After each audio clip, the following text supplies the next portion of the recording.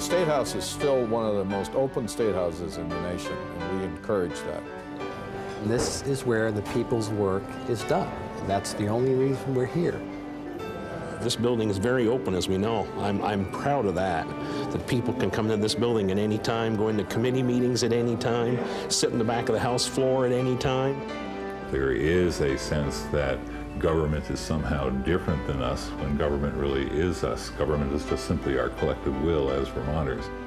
Public participation is a must, and the more the public gets involved in this, the more that you'll find some good bills happening. It's very, very important.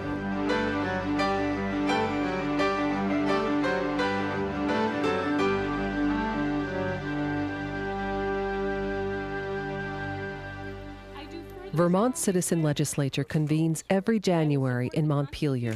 That I will support the Constitution of the United States. Of the United States. So help me God. So help me God. It's here at the State House that senators and representatives, people from your community, get together, set tax rates, and make laws which affect all of us. Let's spend our next few months together seeking solutions over sound bites as we strive to serve the people of Vermont. For example, the income tax we pay today is largely due to the flood of 1927. Lawmakers approved that new tax because towns did not have the money to repair damage to roads and bridges. The other taxes we pay, like the sales and gas tax, property and utility tax, and all those licensing fees for cars, trucks, and boats, are routinely adjusted by the legislature to try and balance the budget. The rights of young Vermonters are often affected by lawmakers. In 1971, lawmakers dropped the age of majority from 21 to 18 in response to a federal amendment which lowered the voting age. All right, sweet. But since then, they have raised age limits to buy alcohol and cigarettes.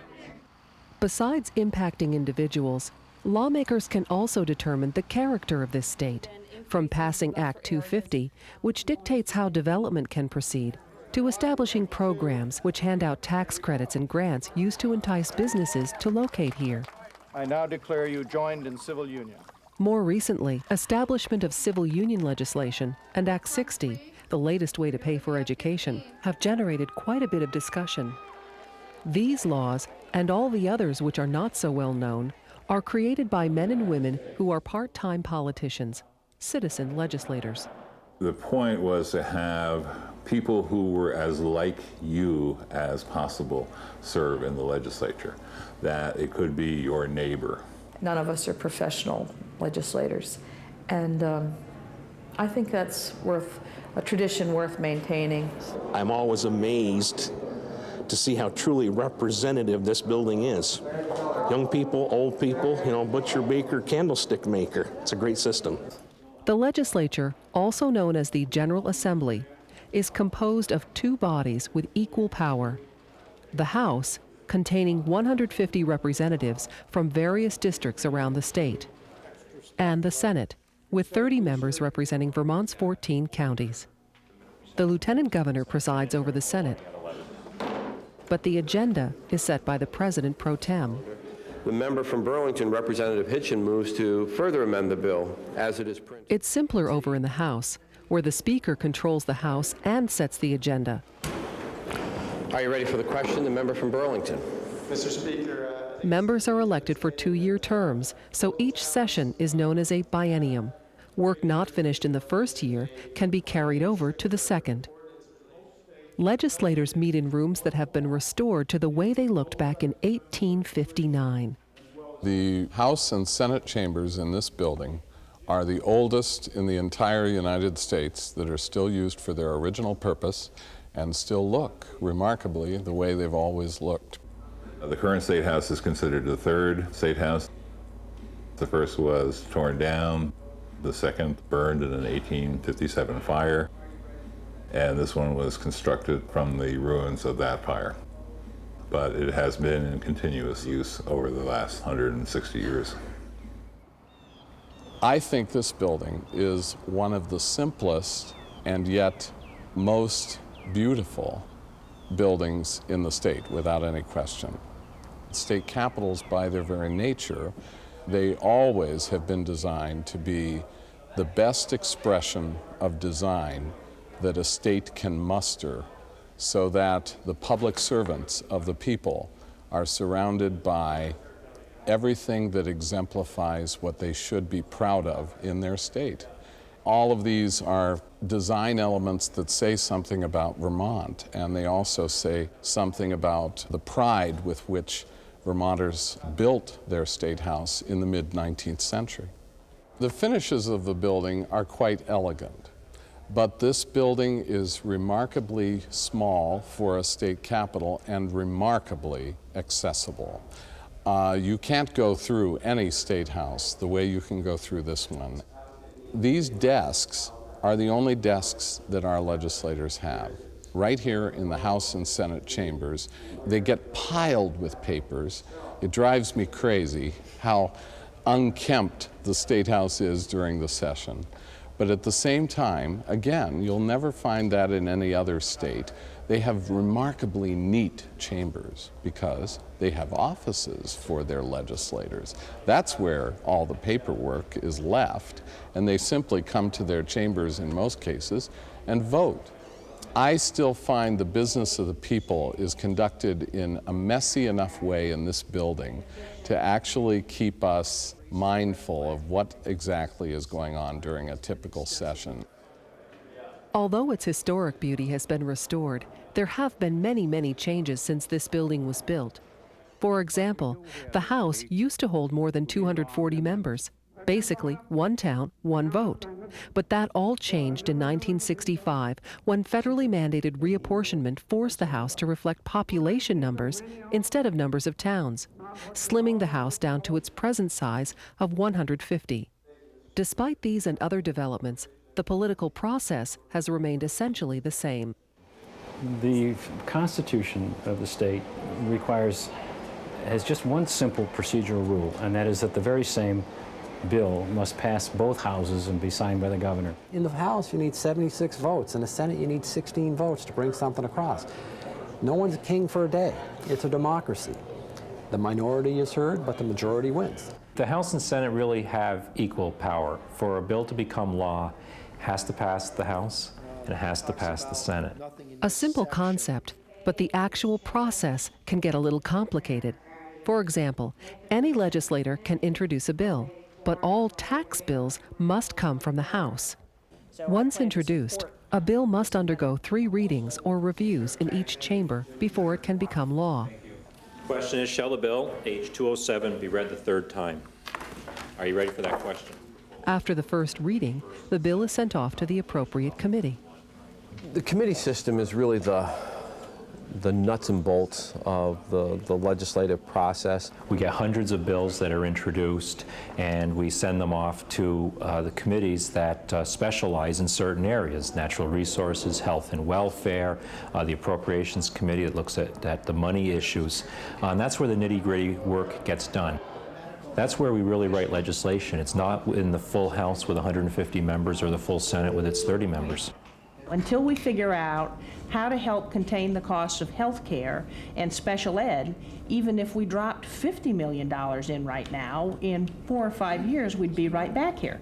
When an issue is taken up in a committee, you have lots of debates on both sides. You have lots of testimony. It's not unusual to have a bill in a committee for a couple months. So basically, the committee process is so important because what they do is they weed out a lot of the information, and then they try to come to some sort of consensus on the bill. As balky as it is, as long as the process is, it's still the best in the world because it really offers so many checks and balances. And I think once a bill has gone through the process, and not many people understand how long that process is and how lengthy. Gene? I would move that we vote favorably on draft 3.1. 3.2. 3.2. The process does require a lot more time than most people realize, but I think in the end, the product you get is much better. It's more well thought out. Any compromises that come about from both sides of the issue so that you don't have something that's focused on one party's issue versus another party's issue. You have something that generally is very well thought out and is good for everybody. There are bills that go to committees that never get debated, that the majority of the members don't want to deal with. They don't like the issue, and they may not take it up. The Speaker decides who serves on which committee in the House. Over in the Senate, assignments are made by 3 people. the lieutenant governor, the president pro tem, and a senator chosen by his or her peers. And then ultimately it depends on who's on the committee, will make a difference as to the issues that you may like or may dislike can be advanced or thwarted based on who happens to be on that particular committee. The committees really are the heart and soul of the legislative process, and the work the committee does will determine whether a bill lives or dies.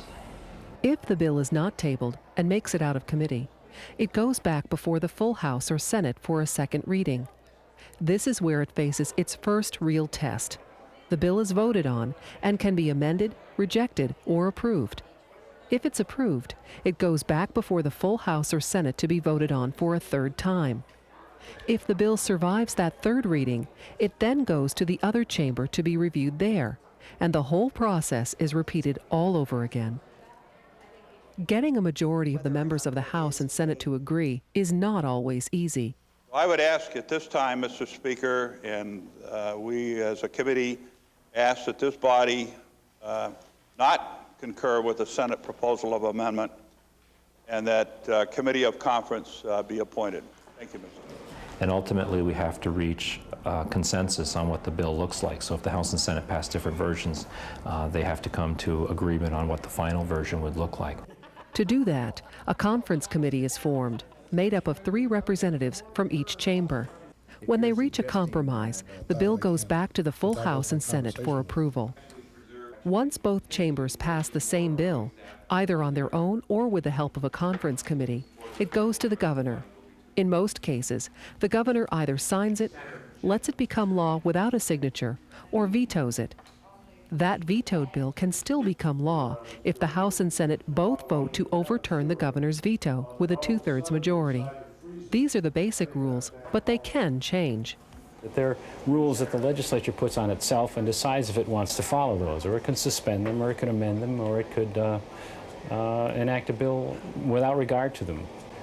I think people from the outside tend to look at the legislature and say, oh my gosh, it has to follow. Those are rules. Rules have to be followed. Well, they're set up for their own traffic control, period. You know, it's whatever they think they need at the time.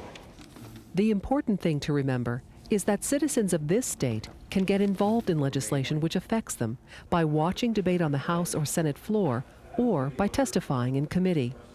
People can also participate by coming up with their own ideas for bills, as long as they can persuade a lawmaker to introduce it for them. You know, a lot of the bills that I've introduced over the year come from constituent ideas. I think the best thing to do is actually come up and visit, look at the committee process, see the debates, watch the floor action, because then you can really tell. And as you know, when people are really passionate about an issue and stuff, lots of times they'll call their representative, and what I'll tell them is I'll have them scheduled to testify in committee, and I have them come up and testify in committee and talk about whatever is bothering them or what they think needs change. And once they see that process work, they really realize that we really do care about some of their situations and stuff. So I always encourage people to get involved. I know it can be kind of imposing. This is a pretty fancy building, and I think sometimes the door is shut and people think that the meetings are closed. They're not. They're all open.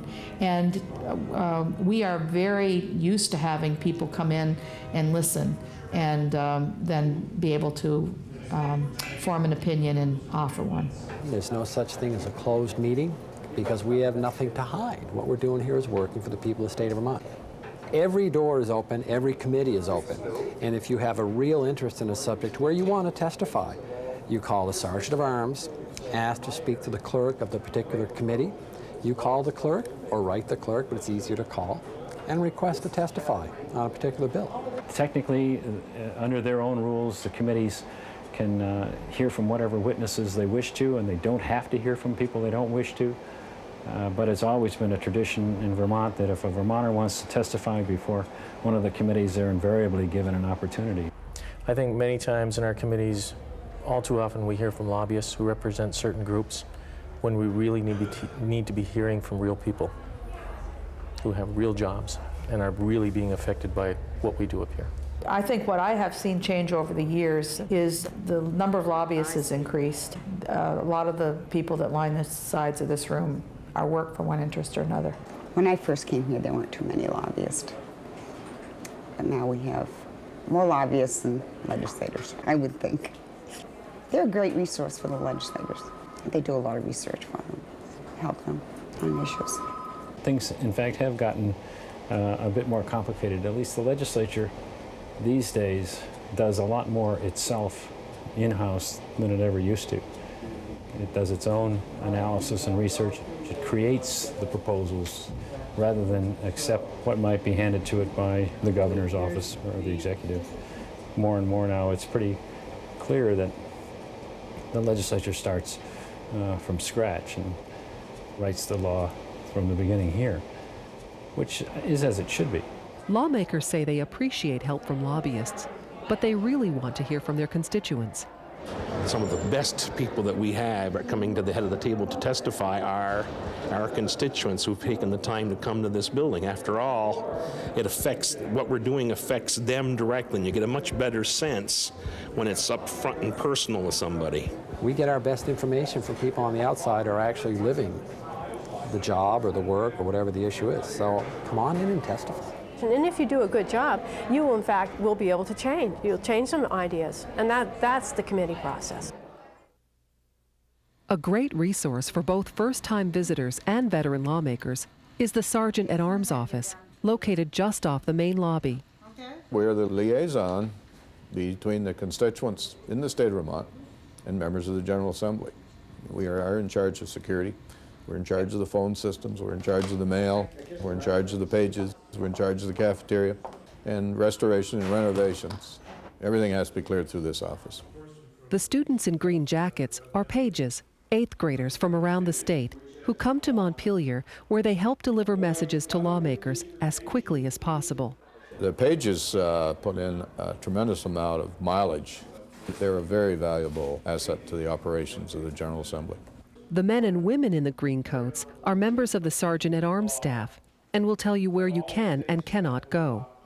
If we're in session, they can go through the doors, set right or left, or they can go up into the balconies. Now, that's the same both in the Senate and both in the House. Obviously, the House has, a greater capacity than the Senate, but they're asked to be very quiet, no flash cameras. They're not allowed to take any food or drink into actually carpeted areas within the building. We also allow unlimited use of the Senate seats that are in the House chamber when we're not in joint session, and that's a great place to watch the action. If there's room in the committee room, you're welcome to go in, but don't knock, just walk in. Knocking disturbs the committee people. The State House is really open. We have a cafeteria. Outsiders are welcome to come in and have lunch in the cafeteria. We have tours. This is the Cedar Creek Room, the governor's formal reception. We encourage the school groups, particularly in the winter, to come in. The skylights, when the restoration started, they found them underneath the insulation, all trampled to pieces, and no piece much bigger than your thumbnail. And they vacuumed up that glass and sent it to Philadelphia and put those two skylights back together. There's no replacement glass there, it's all the original glass.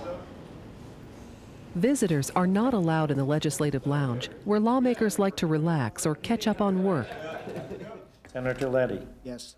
And visitors are not allowed to re-enter the House or Senate chambers once a roll call vote has begun. But that's pretty much it. Senator Doyle. No. There are probably more rules of protocol, for instance, as to the members of the General Assembly than there are to the visitors. Getting to the State House can be a challenge. Parking spots by the State House are reserved for lawmakers. There is a free shuttle bus for the public, which picks people up at the Green Mountain Power parking lot west of the Capitol on Route 2. Another useful resource is the Legislative Council, the agency that writes and researches all the bills. They actually used to call us the right arm of the legislature. Well, we assist all the members and all the committees of both houses and both parties. Legal advice, analysis of the legislative proposals, drafting, writing up the bills and amendments, basically making sure that their proposals, when they're translated into law, do what they intend them to do. We serve the whole legislature, so we're not partisan. People will call and say, what are the laws on such and such an issue? And we find them, or we tell them how to find them on the internet. Or we mail them to them, copy them and mail them to them. And they always have questions about what a bill is about, what is a bill number. A bill's number makes it relatively easy to find out the status of a piece of legislation. I now direct the members' attention to page 1251 in today's House calendar, and there appears JRH 133. One place to look is the daily calendar or in the journal, two Bibles of the State House. A calendar is what's going to happen that day, or what they plan on doing that day. A journal is what they did. The journals have the text of amendments, the text of the bills, and so forth. The journals are kept, it's history as to what happened. Not much on the calendar. The bill room, opposite the Legislative Lounge, is one place to find all kinds of useful information about pending legislation. We have copies of all the bills, and they're available to the public. They just come in and get them. And we have 2 public access terminals that the public can use. The internet has made keeping track of the legislature a lot easier.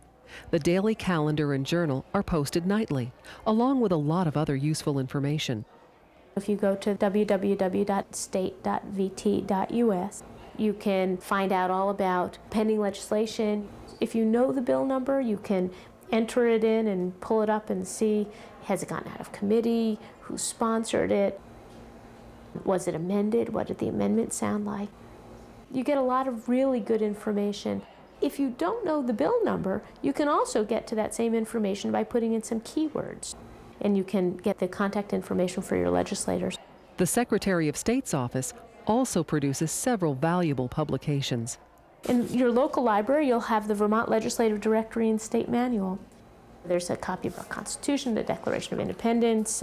There is our rules about running the elections. The Senate committees are in here. The House committees are in here. It lists all of the members of the General Assembly with their home addresses and contact information. Your town clerk can tell you who your legislators are, and your representatives say they really want to hear from you. The public should be involved, right down to, on a daily basis, they can go on the internet, the state's website for the legislature, and look up our calendar to see what's coming up that we're going to vote on that day, a schedule of what our committees are working on in the House and in the Senate, and review that. And by understanding and knowing that, if there's issues that affect them, they can call their own local legislator and voice their opinion. Many times I've seen just 1 or 2 individuals make a difference up here when they come and spend some time and talk to legislators, at least to bring a different viewpoint to the table. People should come, people should email and write and call up their legislators. Oftentimes people apologize for calling me at home. We don't have offices of our own, and so we're used to being talked to at home, at the grocery store, and everywhere. We're a citizen legislature, and it's important to be able to, for people to be able to approach us in whatever way they feel most comfortable. Sit in a legislative committee for an afternoon. There are more than 2 sides to every issue. There are gradations of understanding and perceptions. And the role of the citizen legislator is very difficult. You have to sit there and weigh what you are hearing, and what tools you have for weighing that, what your own experience is that you bring to that process. One of the best ways Vermonters can get involved in the legislative process is by first deciding what interests them and what they have personal experience with, and then contacting not just their legislature, but also the legislators who may be in the committee dealing with the issue, and offer yourself as a witness. And you'd be surprised how accessible the process is. If you read something in the newspapers that you're concerned with, or you've got a problem in your community that you really would like the legislature to address, or you want to know what the legislature is doing to address it, your legislators are really only a phone call away. And people do call and they do write, and I think that's the single best way to have some influence on this. People participating in democracy is the fuel that runs the car. And democracy works, it really works in Vermont. Some other states, you can't even get past the staff to meet with any of you, even your local representatives. So Vermont is so open that it almost begs people to come and get involved in government. Vermont's part-time citizen legislature convenes in early January and stays in session until spring or early summer. For more information on how you can participate, contact your local legislator or the Sergeant-at-Arms office at the State House.